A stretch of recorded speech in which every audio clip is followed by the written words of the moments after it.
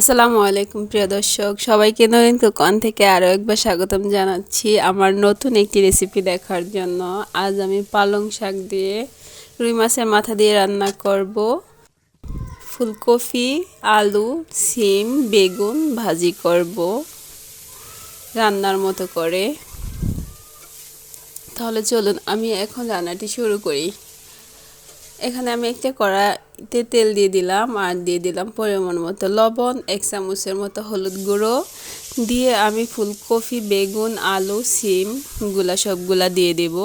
দিয়ে আমি একটু ভেজে নেব। আমি ভালো মতো হাফ সিদ্ধর হওয়া পর্যন্ত ফুলকপি, সিম, আলু, বেগুনগুলাকে আমি ভেজে নেব। আর সবাই প্লিজ আমার চ্যানেলটি সাবস্ক্রাইব করে দিবেন আর বেল বাটনটি ক্লিক করে দিবেন। এতে করে আমি যখন কোনো নতুন ভিডিও আপলোড করব সাথে সাথে আপনার নোটিফিকেশনে চলে যাবে। আর যারা অলরেডি সাবস্ক্রাইব করে দিয়েছেন তাদেরকে অসংখ্য ধন্যবাদ।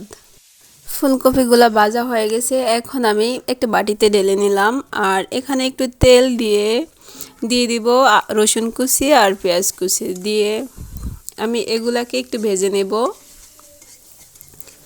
ভেজে নিয়ে আমি এখন পুরোপুরি ভাজবো না, অর্ধেকটা ভেজে আমি এখন দিয়ে দিব ফুলকপিগুলা দিয়ে আমি একটু নেড়ে চেড়ে দিয়ে দিব 1 চামচের মতো মরিচ গুঁড়ো। আমি কখনো কাঁচা মরিচ দিইনি, এজন্য আমি মরিচ গুঁড়ো ব্যবহার করেছি। আর দিয়ে দিলাম কতটুকু পানি দিয়ে আমি নেড়ে চেড়ে একটু ঢেকে দেব।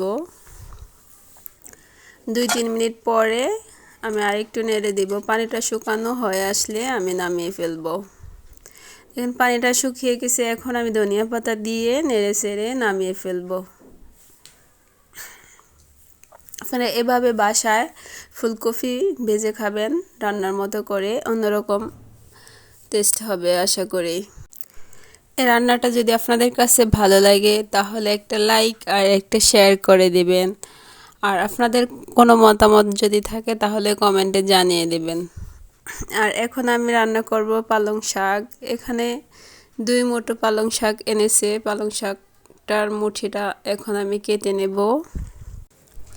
এখানে আমি শাকগুলাকে আগে গোড়া কেটে তারপরে ধুয়ে নেব। ধুয়ে নিয়ে তারপরে ছোট ছোট করে কেটে নেব।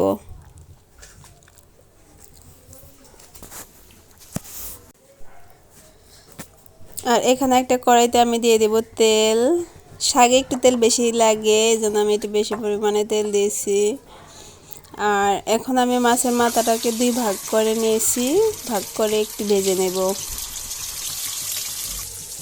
ভেজে আমি উঠিয়ে নিয়ে দিয়ে দেব রসুন কুচি, পেঁয়াজ কুচি, কাঁচামরিচ কেটে দিয়ে দেব। দিয়ে আমি পেঁয়াজটাকে কিছুটা পরিমাণে একটু ভেজে নেব। ভেজে আমি এখন দিয়ে দেব লবণ পরিমাণ মতো, হলুদ গুঁড়ো 1 চামচ, 1.5 চামচের মতো, আর দিয়ে দেব মরিচ গুঁড়ো 1 চামচ, আর আদা রসুন 1.5 চামচের মতো দিয়ে আমি মশলাটাকে একটু ভেজে নেব।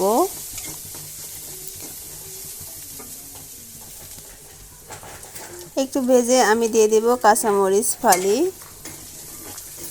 শাকে কিন্তু কাঁচামরিচটা একটু বেশি দিয়ে আমি গুঁড়ো মরিচ শুধু 1 চামচের মতো দিয়েছি। এই যে দেখেন শাকগুলো আমি কেটে এভাবে ধুয়ে নিয়েছি। এখন আমি শাকগুলা দিয়ে দেব।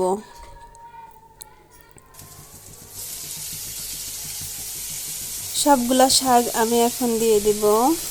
দিয়ে একটু ঢেকে দেব। 1 মিনিট পরে আমি শাকগুলাকে এখন উল্টিয়ে দিব, উল্টিয়ে নেড়ে ছেড়ে দেব।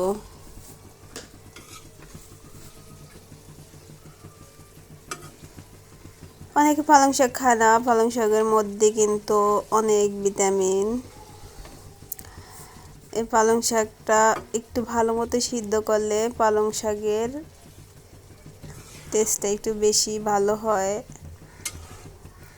যে আমি উল্টিয়ে পাল্টিয়ে নেড়ে ছেড়ে এখন ঢেকে দেব।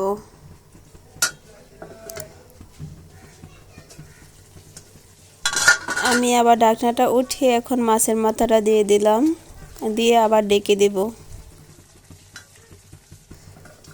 মাছটা দিয়ে আমি আবার ডেকে দিব মাছের মাথাটা দিয়ে।